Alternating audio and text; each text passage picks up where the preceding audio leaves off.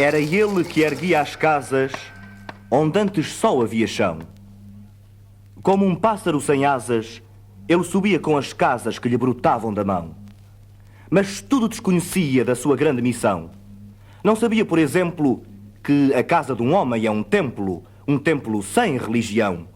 Como tampouco sabia que a casa que ele fazia, sendo a sua liberdade, era a sua escravidão. De facto, como podia um operário em construção compreender porque um tijolo valia mais do que um pão? Tijolos ele empilhava com pá, cimento e esquadria. Quanto ao pão, ele o comia. Mas fosse comer tijolo. E assim o operário ia, com suor e com cimento, erguendo uma casa aqui, adiante um apartamento, além uma igreja, à frente um quartel e uma prisão. Prisão de que sofreria não fosse eventualmente um operário em construção. Mas ele desconhecia esse facto extraordinário, que o operário faz a coisa e a coisa faz o operário. De forma que certo dia à mesa, ao cortar o pão, o operário foi tomado de uma súbita emoção ao constatar assombrado que tudo naquela mesa, garrafa, prato, facão, era ele quem os fazia. Ele, um humilde operário, um operário em construção. Olhou em torno. Gamela, banco, enxerga, caldeirão, vidro, parede, janela, casa, cidade, nação, tudo o que existia, era ele quem o fazia, ele, um humilde operário, um operário que sabia e exercer a profissão. Ah, homens do pensamento, não sabereis nunca o quanto aquele humilde operário soube naquele momento.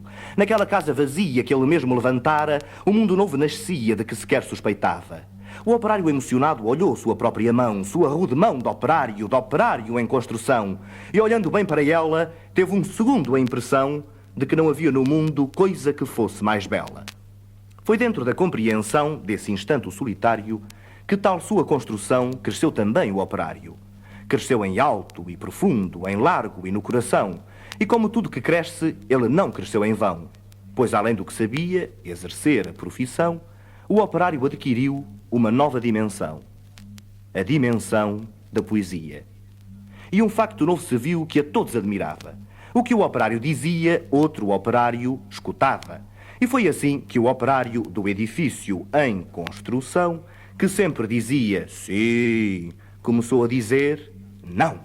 E aprendeu a notar coisas a que não dava atenção. Notou que sua marmita era o prato do patrão, que sua cerveja preta era o whisky do patrão, que o seu macacão de Zuarte era o terno do patrão, que o casebre onde morava era a mansão do patrão, que os seus 2 pés andarilhos eram as rodas do patrão, que a dureza do seu dia era a noite do patrão, que sua imensa fadiga era a amiga do patrão. E o operário disse não! E o operário fez-se forte na sua resolução. Como era de se esperar, as bocas da delação começaram a dizer coisas aos ouvidos do patrão. Mas o patrão não queria nenhuma preocupação. Convençam-no do contrário, disse ele sobre o operário e, ao dizer isso, sorria. Dia seguinte, o operário, ao sair da construção, viu-se de súbito cercado dos homens da delação e sofreu predestinado sua primeira agressão. Teve o seu rosto cuspido, teve o seu braço quebrado, mas quando foi perguntado, o operário disse não! Em vão sofrera o operário sua primeira agressão. Muitas outras se seguiram, muitas outras seguirão. Porém, por imprescindível ao edifício em construção, seu trabalho prosseguia e todo o seu sofrimento misturava-se ao cimento da construção que crescia. Sentindo que a violência não dobraria o operário, um dia tentou o patrão dobrá-lo de modo vário, de sorte que foi levado ao alto da construção e, no momento de tempo, mostrou-lhe toda a região e, apontando ao operário, fez-lhe esta declaração: dar-te-ei todo esse poder e a sua satisfação, porque a mim me foi entregue e dou a quem bem quiser. Dou-te tempo de lazer, dou-te tempo de mulher, portanto tudo o que vês será teu, se me adorares, e ainda mais, se abandonares o que te faz dizer não. Disse e fitou o operário que olhava e que refletia.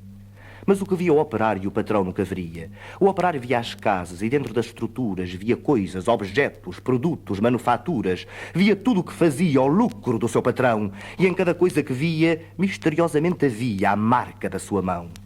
E o operário disse: "Não! Loucura!" gritou o patrão. "Não vês o que te dou eu?